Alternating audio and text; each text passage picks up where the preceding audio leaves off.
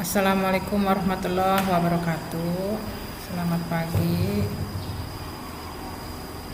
Berjumpa untuk pertama kalinya dengan saya di kelas 10 dengan materi pelajaran teknologi perkantoran. Nama saya Helen Maria Ulfa, tapi biasa dipanggil Teacher Helen atau Miss Helen. Oke anak-anak, salam kenal. Materi yang saya ampu adalah teknologi perkantoran. Apa sih yang dimaksud teknologi? Tekno adalah teknis atau teknik, dan logi itu adalah ilmu, berarti ilmu yang pelajari teknologi atau teknis. Nah, dengan sangkut pautnya dengan perkantoran apa? Berarti teknologi yang digunakan di perkantoran. Yang pertama kita bahas di materi pertama adalah tentang pengertian dari teknologi perkantoran itu sendiri. Pengertiannya adalah teknologi yang digunakan di perkantoran seperti proses mencatat, menghimpun, mengolah, memperbanyak, mengirim dan menyimpan bahan-bahan keterangan secara efisien dengan menggunakan mesin-mesin. Dan yang pertama kali dibahas dalam materi pertama ini adalah macam-macam mesin kantor. Jadi kalian harus tahu jenis dan macam mesin-mesin yang digunakan di kantor. Dan semuanya itu dikategorikan menjadi 3. Yang satu berdasarkan tenaga penggeraknya. Berdasarkan tenaga penggeraknya, mesin yang digunakan adalah mesin manual. Yang disebut manual itu otomatis tidak otomatis, berarti harus digunakan dengan tangan. Yang kedua adalah mesin listrik atau elektrik. Nah, ini disebut mesin otomatis.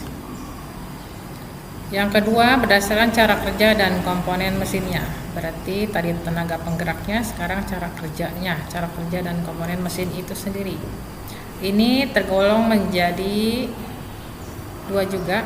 Pertama mesin mekanik atau mesin-mesin yang rangkaian komponennya tampak bergerak dalam operasinya. Jadi dia komponennya kelihatan bergerak, mekanik ya. Dan yang kedua mesin elektronik, yaitu mesin-mesin dalam rangkaian elektronik berupa kabel-kabel. Nah, kelihatan juga kabel-kabel ya. Itu disebut rangkaian mesin elektronik. Selanjutnya ditinjau berdasarkan fungsinya. Fungsi itu adalah kegunaan. Yang pertama mesin untuk mencatat. Di sini mencatat saya beri bold dan warna yellow kuning supaya kamu bisa meringkas dengan singkat bahwa inilah fungsi-fungsi yang paling penting. Yang pertama mencatat bahan keterangan seperti mesin tulis, mesin dikte, mesin penomor, dan penajam pensil. Penajam pensil itu kayak sharpener, serut ya kalau di anak-anak sekolah itu. Kemudian mesin-mesin untuk menghimpun bahan keterangan seperti pembuka surat, hatch mesin, penjilid, pemotong kertas, dan pencatat uang kas. Selanjutnya mesin-mesin untuk mengolah bahan keterangan. Nah, ini mengolah, jadi bahan keterangannya diolah. Cara kerjanya, tenaga penggerak semuanya ada di situ, termasuk pokoknya sistem pengolahan ya. Salah satunya kalkulator, mesin hitung, komputer, bisa juga mesin jumlah ya. Kemudian mesin-mesin untuk memperbanyak ini berarti menggandakan bahan keterangan seperti mesin stensil spiritus, mesin fotokopi, mesin perekam sheet, mesin offset, dan mesin cetak. Lalu mesin-mesin untuk mengirimkan bahan keterangan seperti telepon, intercom, teleprinter, dan faximile. Selanjutnya ada mesin untuk menyimpan. Tadi mengolah, memperbanyak, mengirimkan.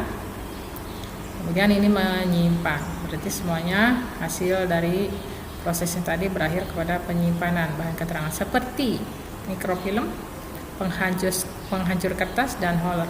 Holder itu adalah pembolong kertas atau pembolong kartu. Demikianlah keterangan singkat yang saya berikan, tidak berbelit-belit supaya kalian mudah paham.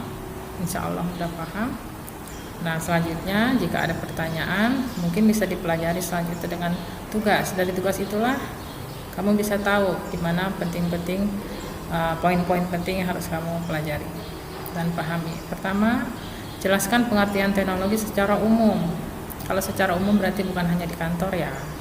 Kemudian nomor 2, jenis teknologi apa saja yang bisa ditemukan di kantor-kantor.